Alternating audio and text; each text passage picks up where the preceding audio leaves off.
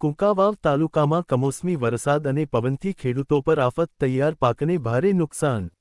અમરેલી જિલ્લાના કુંકાવાવ તાલુકાના ગ્રામ્ય વિસ્તારોમાં અચાનક ફૂંકાયેલા મિની વાવાઝોડા અને કમોસમી વરસાદે ખેડૂતોની ચિંતા વધારી દીધી છે।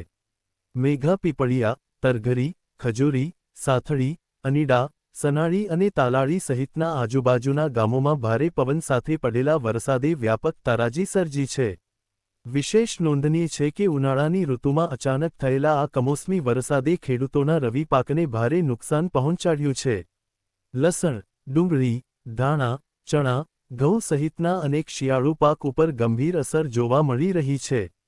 3 મહિના સુધી કરેલી ખેડૂતોની મહેનત પળવારમાં બરબાદ થઈ ગઈ હોવાનું દુઃખદ દ્રશ્યોમાં સામે આવ્યું છે।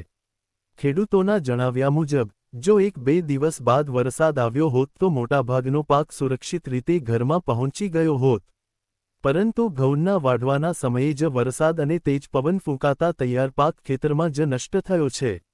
તે ઉપરાંત ખેત મજૂરોના ઝૂંપડા અને પતરાં પણ પવનના ઝાપટામાં ઉડી ગયા હતા, જેના કારણે તેમને પણ ભારે નુકસાન વેઠવું પડ્યું છે।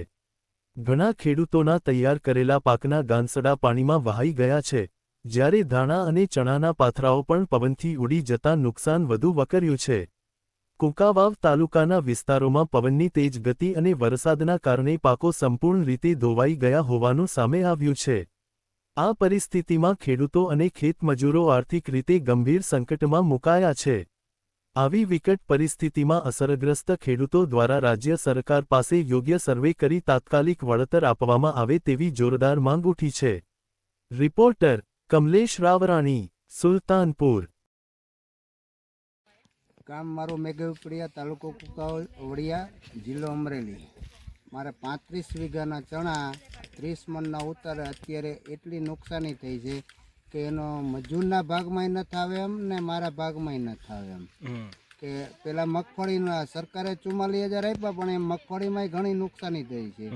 તો આ માટે સરકારને વિનંતી કરી કે ભાઈ કંઈક આપે, મારું તો નહીં પણ મજૂરનું ન જાય એમ। કેટલા ભાગમાં કેટલું નુકસાન થઈ ગયું? નુકસાન 15 લાખ રૂપિયાનું। મારે 30 મણનો ઉતારો હતો, આખા મેઘાપીપળિયામાં ફર્સ્ટ નંબરના ચણા મારે હતા, પણ બધું પૂરું થઈ ગયું। એ પાથરા બાંધવાના રહી ગયા હતા કે કેવી રીતે? ના, પાથરા થઈ ગયા હતા, બાંધવાના રહી ગયા હતા, પણ 60 વીઘાનું હતું, પણ એમાં 30 વીઘાનું લેવાઈ ગયું, 30 વીઘાનું બાકી રહ્યું। અને હવે કેવી અપેક્ષા રાખો છો તમે સરકાર પાસે? સરકાર પાસે કે આનું કંઈક વળતર આપે તો સારું, નકર તો પછી મજૂરના ભાગમાં મજૂરને અમારે તો કંઈક કરવું જોઈએ ને। મજૂર બિચારા શું કરે? અને નુકસાની એટલી છે કે આમાં કોઈ મજૂરી વીણાય એમ નથી કે કાંઈ રસ્તો નથી એમ એનું કાંઈ। તમારું નામ આખું? વિપુલભાઈ સગનભાઈ પીપળિયા, ગામ મેઘા પીપળિયા। કેટલાક ખેડૂતોને નુકસાન થઈ ગયું આજુબાજુમાં? તો આમ તો ઘણા ખેડૂતને હશે એમ ગામમાં, પણ મારા જેટલું મારે વધારે છે। વાડીએ ખેત મજૂરો રહેતા હોય એના ઝૂંપડા? હા, ઝૂંપડા બધા ઉડી ગયા, સોલાર પ્લેટ, ઝૂંપડા, વાસણ બધું એ લોકો નુકસાન છે। સાંજે તો એને ઘરે લઈ આવ્યો હું, મજૂરને બધા।